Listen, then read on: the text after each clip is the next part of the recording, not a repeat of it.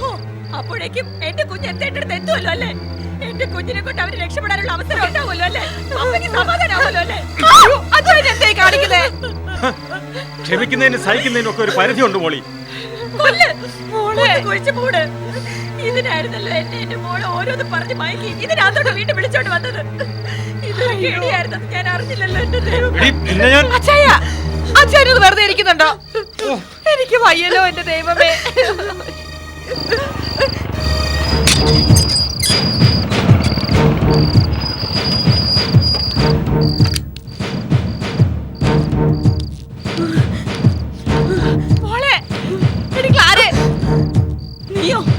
നീ വന്നോ? എവിടെ എന്റെ കുഞ്ഞ്? എന്റെ കുഞ്ഞ് എവിടെയെന്നാ ചോദിച്ചത്? എന്റെ കുഞ്ഞ് എവിടെയെന്ന് പറ. ഇനി പറ. എനിക്കും അറിയേണ്ട അത് തന്നെയാണ്. എന്റെ കുഞ്ഞെവിടെ? എന്നെ വിട്ടിയാക്കി നോക്കരുത്. നിനക്കൊന്നും അറിയില്ലെന്ന് ഭാവിക്കുകയാണല്ലേ? വേണ്ട, എന്നോടത് വേണ്ട. എന്നോട് മറുപടി പറയേണ്ട സാറാണ്. എന്റെ കുഞ്ഞ് ഇവിടെയാണ് ഉണ്ടായിരുന്നത്. സാറിന്റെ ഉത്തരവാദിത്വത്തിൽ പറ, എന്റെ കുഞ്ഞിന് എന്താണ് സംഭവിച്ചത്? എടോ ശ്യാമേ, ഞാൻ സാറത് പറഞ്ഞേ തീരൂ. എന്റെ കുഞ്ഞ് എവിടെയാണെങ്കിലും സാർ എനിക്ക് ഇവിടെ കൊണ്ടു തന്നേ തീരൂ. ശ്യാമേ, താൻ എന്നതായി പറയുന്നത്? നമുക്ക് അന്വേഷിക്കാം. പോലീസും അന്വേഷിക്കുന്നുണ്ടല്ലോ. വളരെ നന്നാവുന്നുണ്ട്, പക്ഷെ ഞാനിത് വിശ്വസിക്കില്ല. നിർത്ത്. നീ എന്താ കരുതിയത്? എന്നെ വിട്ടിയാക്കാമെന്നോ? നീയും നിന്റെ ആ മധുരം എല്ലാം കൂടെ ചേർന്ന് എന്റെ കുഞ്ഞിനെ ഇങ്ങോട്ട് മാറ്റിയതല്ലേ? എന്നിട്ട് എന്ത് നാടകം കളിക്കുന്നു? നാടകം കളിക്കുന്നത് നിങ്ങളല്ലേ? എന്റെ പപ്പയോ നിന്നോടൊന്നും മിണ്ടായിരിക്കാനാ പറഞ്ഞത്. എല്ലാവരും കൂടെ കേൾക്കാൻ വേണ്ടി പറയാ. നാളെ നേരം വെളുക്കുന്നതിന് മുമ്പ് എന്റെ കുഞ്ഞിവിടെ ഉണ്ടാവണം. അല്ലെങ്കിൽ ഈ ശ്യാം ആരാണെന്ന് എല്ലാവരും നന്നായിട്ട് അറിയും. ഓർത്തോ?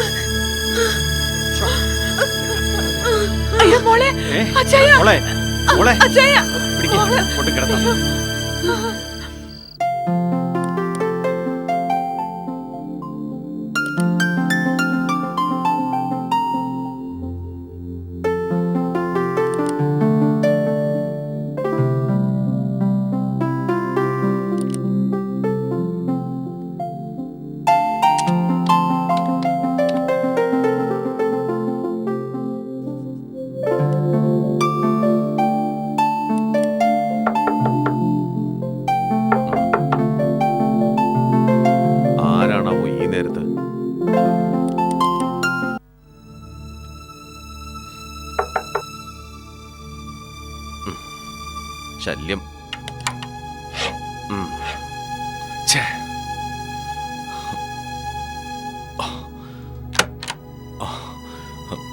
സോറി സാർ, വിളിച്ചിട്ട് കിട്ടിയില്ല. അതുകൊണ്ടാ. എന്റെ മോള്, അവളെ കാണാനില്ല സാർ. അറിഞ്ഞു. അത്യാവശ്യം ഇൻഫർമേഷൻസ് ഒക്കെ എല്ലായിടത്തും കൊടുത്തും കഴിഞ്ഞു. അതുകൊണ്ട് മാത്രമായില്ല സാർ. സാർ കൂടി ഒന്ന്. ഞാൻ പറഞ്ഞല്ലോ ശ്യാം, അറിഞ്ഞ ഉടൻ തന്നെ ഞാൻ വേണ്ടതെല്ലാം ചെയ്തിട്ടുണ്ട്. എല്ലായിടങ്ങളിലും പോലീസ് അരിച്ചു പറക്കുന്നുമുണ്ട്. നിങ്ങൾ ധൈര്യമായിട്ടിരിക്കുക. എങ്ങനെയാണ് സാർ? സാറിനറിയാവല്ലോ, എന്റെ കുഞ്ഞ്, അവൾക്ക് വേണ്ടിയാണ് ഞാൻ. ഒക്കെ എനിക്കറിയാം ശ്യാം. ശ്യാം തൽക്കാലം വീട്ടിലേക്ക് വയ്ക്കോ. എന്നിട്ട് രാവിലെ ഓഫീസിലേക്ക് വാ, ഞാൻ അവിടെ ഉണ്ടാവും. പിന്നെ സാർ, എനിക്ക് ചില സംശയങ്ങളുണ്ട്. ആ മദറും കാര്യമൊന്നും അറിയാതെ എന്റെ കുഞ്ഞ് എങ്ങും പോവില്ല. ഞാൻ പറഞ്ഞല്ലോ ശ്യാം, നമുക്ക് രാവിലെ വിശദമായി സംസാരിക്കാം. ഞാനിപ്പോൾ കുറച്ച് തിരക്കിലായതുകൊണ്ടാ.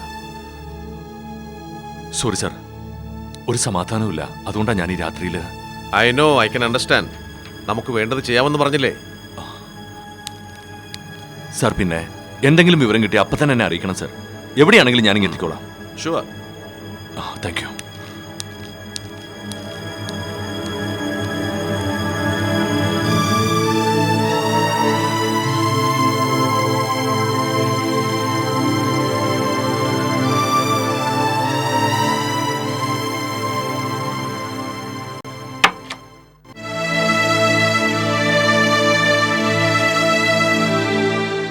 എന്നാലും മദറിന് ഇതിന്റെ വല്ല കാര്യം ഉണ്ടായിരുന്നോ?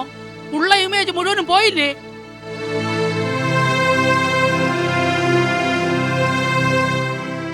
അന്നേ ഞാൻ പറഞ്ഞതാ ആ കൊച്ചിൻ്റെത് ഒരു സാത്താന്റെ ജന്മമാണെന്ന്. കണ്ടില്ലേ എത്ര പേരാ അത് കാരണം തീ തിന്നുന്നത്. ഫിലിപ്പോസേ മതി. പണ്ടും ഇങ്ങനെയായിരുന്നല്ലോ. ഫിലിപ്പോസ് എന്തെങ്കിലും പറഞ്ഞാൽ ഉടനെ മദർ മതി മതിയെന്ന് പറയും. എന്തൊക്കെയാ ആൾക്കാർ പറയുന്നത്. തിരുസഭയ്ക്ക് കൂടി മാനക്കേടായില്ലേ? പട പേടിച്ച് പന്തളത്തിൽ ചെന്നപ്പോ പന്തവും കൊളുത്തി പടാന്ന് പറഞ്ഞണക്കായി എന്റെ കാര്യം. ഇനി സുവിശേഷവും പറഞ്ഞ് എങ്ങനെയാ നാട്ടുകാരടുത്തോട്ട് ഇറങ്ങിച്ചെല്ലും? ഇതിലും ഭേദം പഴയ ഗുമസ്തപ്പണി എന്നായിരുന്നു.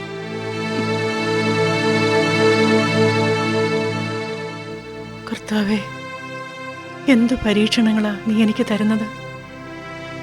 ഞാൻ നിരപരാധിയാണെന്ന് അവിടത്തേക്ക് അറിവുള്ളതല്ലേ? മദറേ, മദറേ, ആ ക്ലാര കുഞ്ഞ് ഇങ്ങോട്ട് വരുന്നുണ്ട്. എന്റെ കർത്താവെ, ഞാൻ എവിടെയാ കയറി ഒന്ന് വിളിക്കുക.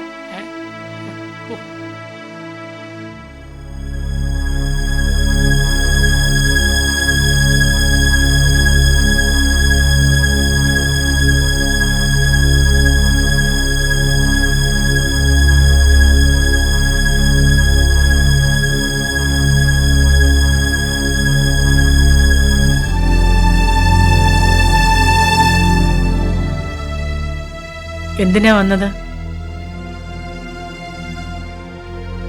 ഇത്രയൊക്കെ സൽപ്പേര് എനിക്ക് നേടിത്തന്നത് പോരെ? മദർ, വേണ്ട, എനിക്ക് തൃപ്തിയായി. ചെയ്തു തന്ന എല്ലാ ഉപകാരങ്ങൾക്കും നന്ദിയുണ്ട്. മദർ, ഇങ്ങനെയൊന്നും പറയരുത്. ഇല്ല, പറയുന്നില്ല. ഞാൻ ഒന്നും പറയുന്നില്ല. നീ ആ കുട്ടിയെ കൊണ്ടുവന്ന് തന്നാ മാത്രം മതി. മദർ, എവിടെയാ നീ അതിനെ ഒളിപ്പിച്ചു വെച്ചിരിക്കുന്നത്? പറ, എന്നോടെങ്കിലും പറ. മദറും അങ്ങനെ തന്നെയാണോ വിശ്വസിച്ചിരിക്കുന്നത്? എന്നെ ഏറ്റവും കൂടുതൽ അറിയാവുന്നത് മദറിനല്ലേ? പക്ഷേ എന്നെ ആർക്കും അറിയില്ലല്ലോ. എന്നെ ആരും മനസ്സിലാക്കൊന്നുമില്ലല്ലോ. എനിക്ക് ആ കുഞ്ഞിനെ കിട്ടണം. നീയാണ് എനിക്ക് അവളെ കൊണ്ടുവന്ന് തരേണ്ടത്. നീ മാത്രം. മദർ, ഒരല്പ ആശ്വാസത്തിന് വേണ്ടിയിട്ടാണ് ഞാൻ ഇവിടേക്ക് വന്നത്. കാണാതായത് എന്റെ കുഞ്ഞിനെയാ. അല്ല, രേണുകയുടെ കുഞ്ഞ്, ശ്യാമിന്റെ കുഞ്ഞ്. അതിനു മുമ്പ് മേരിമാത ഓർഫനേജിലെ രജിസ്റ്ററിലെ അനാഥ, അതായത് എന്റെ കുഞ്ഞുങ്ങളിൽ ഒരാൾ, അവളെയാണ് കാണാതായിരിക്കുന്നത്.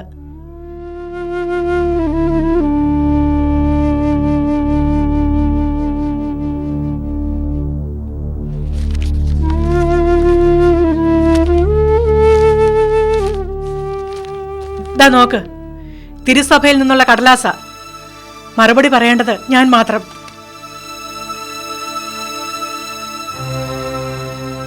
ഒരുപക്ഷെ ഞാനിതിന് പകരം വെക്കേണ്ടത് ഈ സഭാവസ്ത്രം തന്നെയായിരിക്കും.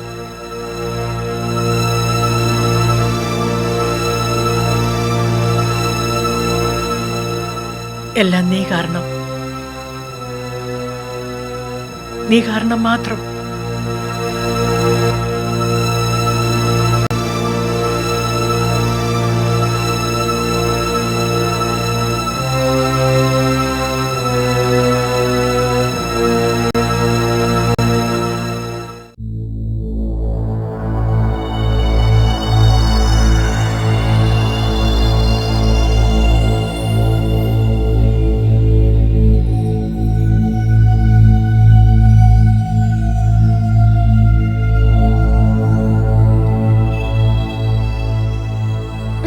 വന്ന് കേറിയപ്പോ മുതൽ തുടങ്ങിയ നടപ്പാണല്ലോ ഇത്.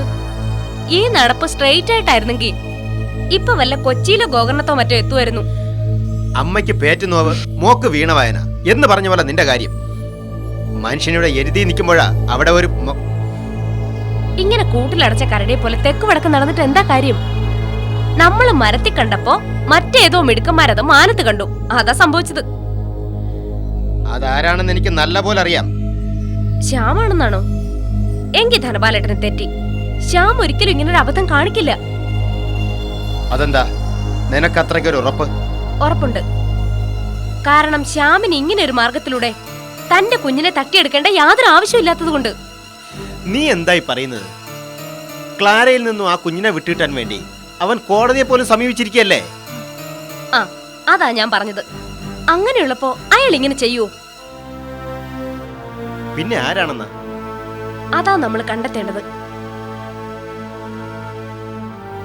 എനിക്കിപ്പോഴും സംശയം ഒരൊറ്റ ആളെ മാത്രം. അതാരെയാ?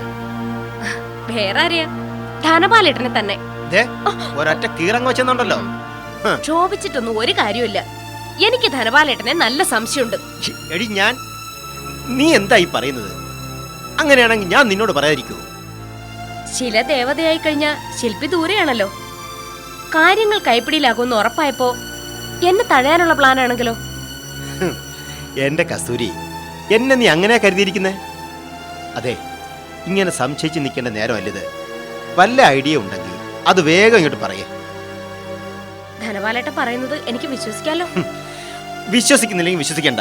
അല്ല പിന്നെ എങ്കിൽ പിന്നെ നമ്മൾ സംശയിക്കാൻ മറ്റൊന്നുമില്ല. കുഞ്ഞിനെ ക്ലാര തന്നെ മാറ്റിയത് അവനെ വഴിയുള്ളൂ. ക്ലാരയോ? അതെ, കുഞ്ഞിനെ ശ്യാമിന് വിട്ടുകൊടുക്കേണ്ടി വരുമെന്നോർത്ത് അവൾക്കത് ചെയ്തൂടെ? അത് ശരിയാ. പക്ഷേ അരുന്ധതിയെയും സംശയിക്കാമല്ലോ. രേണുകയുടെ സ്വത്തുക്കൾ കൈവിട്ടു പോകാതിരിക്കാൻ അരുന്ധതി അത് ചെയ്തുകൂടുന്നുണ്ടോ? ആ വഴിക്കും ചിന്തിച്ചുകൂടുന്നില്ല. പക്ഷെ സമൂഹത്തിലുള്ള അവരുടെ ക്ലീൻ ഇമേജ് ഒക്കെ വെച്ച് നോക്കുമ്പോ അതിനുള്ള സാധ്യത വളരെ കുറവാ. എന്ത് ക്ലീൻ ഇമേജ്? കാശ് ഒന്നും രണ്ടുമല്ല, ലക്ഷങ്ങളാ. കാശിന്റെ മുന്നിലാണോ ഇമേജ് നോക്കുന്നത്? എന്തായാലും തൽക്കാലം നമ്മൾ അനങ്ങാതിരിക്കുന്നതാ ബുദ്ധി. എടുത്തിയാടി എന്തിനെങ്കിലും പുറപ്പെട്ടാ ഒരു പക്ഷെ അത് അബദ്ധമായേക്കും. എന്തബദ്ധം? കണ്ടവര് കാര്യം നേടട്ടെ എന്നാണോ നീ പറയുന്നത്? അല്ല, കണ്ടവര് കൊണ്ടറിയട്ടേന്ന്. ഇപ്പൊ ധനപാലേട്ടൻ ചെയ്യേണ്ടത് ഒന്നു മാത്രം: ദുഃഖിക്കണം, പരമാവധി ദുഃഖിക്കണം. കാണാതായിരിക്കുന്നത് അനുജത്തിയുടെ കുഞ്ഞിനെയല്ലേ? നന്നായിട്ട് ദുഃഖം അഭിനയിക്ക്. അതിനിടയിൽ എന്ത് സംഭവിക്കുന്നു നമുക്ക് നോക്കാം.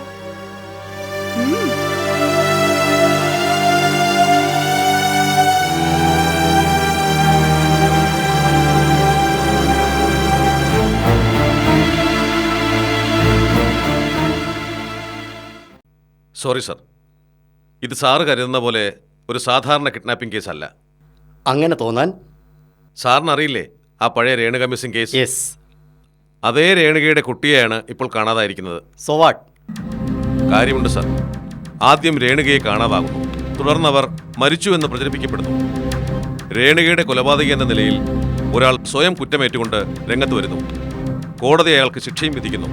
ഒടുവിൽ ഒരു ദിവസം എല്ലാവരെയും കബളിപ്പിച്ചുകൊണ്ട് അതേ രേണുക മടങ്ങിയെത്തുകയും ചെയ്യുന്നു.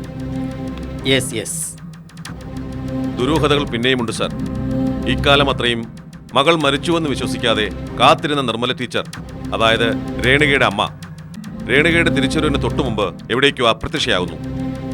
പോലീസും മാധ്യമങ്ങളുമൊക്കെ എത്ര ശ്രമിച്ചിട്ടും ഇതുവരെ അവരെക്കുറിച്ച് ഒരു അറിവും കിട്ടിയിട്ടില്ല. ഓ ഐ സി. തീർന്നിട്ടില്ല സർ. ഇതിനിടയിലാണ് രേണുകയുടെ കുഞ്ഞ് ജീവിച്ചിരിക്കുന്നുവെന്ന വാർത്ത പ്രചരിക്കുന്നത്. ഒരുപാട് അവകാശികളുള്ളൊരു കുഞ്ഞ്, അതായിരുന്നു അവൾ. ആ കുഞ്ഞാണ് ഇപ്പോൾ മിസ്സിംഗ് ആയിരിക്കുന്നത്.